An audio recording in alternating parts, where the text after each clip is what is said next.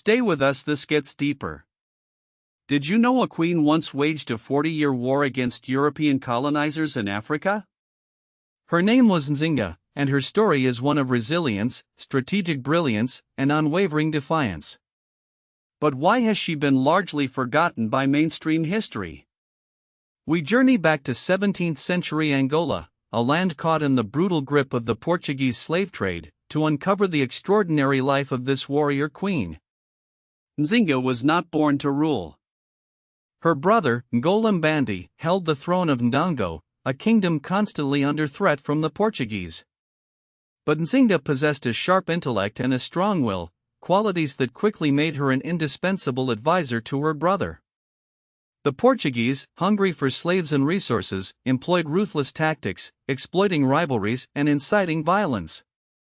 Ngolambandi, weakened by internal conflicts and Portuguese aggression, sent Nzinga as an ambassador to negotiate a peace treaty in 1622. The scene was set for a power play. The Portuguese governor, intending to humiliate her, offered only one chair for the dignitaries. Unfazed, Nzinga ordered one of her attendants to kneel, using them as a human chair, but here's what they never wanted you to know. Immediately establishing her authority. Her negotiation skills were masterful. She secured a temporary peace, but she knew it wouldn't last. The Portuguese were not to be trusted. Soon, the treaty crumbled, and Ndongo was plunged back into war. Faced with mounting pressure and internal betrayals, Ngolambandi took his own life. The kingdom teetered on the brink of collapse. It was then that Nzinga declared herself queen. She adopted male attire to subvert patriarchal expectations and rallied her people, promising to drive out the Portuguese and restore Ndongo's independence. She understood, stay with us, this gets deeper. That she needed allies. She forged alliances with other African kingdoms and even with the Dutch, who were also vying for control of the region. Nzinga masterfully played these competing European powers against each other, creating a complex web of alliances that kept the Portuguese at bay for decades. She was a brilliant military strategist, employing guerrilla warfare tactics to harass the Portuguese supply lines and disrupt their operations. She established a new capital in Matamba, a more defensible location from which to wage her war. Her army became renowned for its discipline and ferocity, instilled with unwavering loyalty to their queen.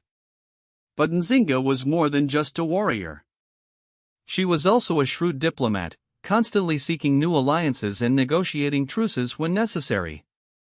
She offered sanctuary to runaway slaves, further weakening the Portuguese grip on the region. Even when faced with setbacks and betrayals, Nzinga never gave up. She fought for 40 years, a testament to her extraordinary resilience and determination.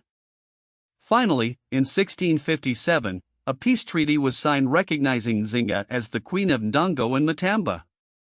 She ruled until her death in 1663, at the age of 82. Even after her death, Nzinga's legacy continued to inspire resistance to colonial rule. So why is her story not more widely known? Perhaps it is because her defiance challenged the narrative of European dominance. Perhaps it is because her story complicates the simplistic view of African history. Whatever the reason, it is time to reclaim Nzinga's place in history as one of the greatest leaders Africa has ever produced. Her life stands as a powerful reminder that resistance is always possible, even in the face of overwhelming odds. Subscribe to Punna Afrique for more African history and wealth wisdom. Follow for more untold African stories.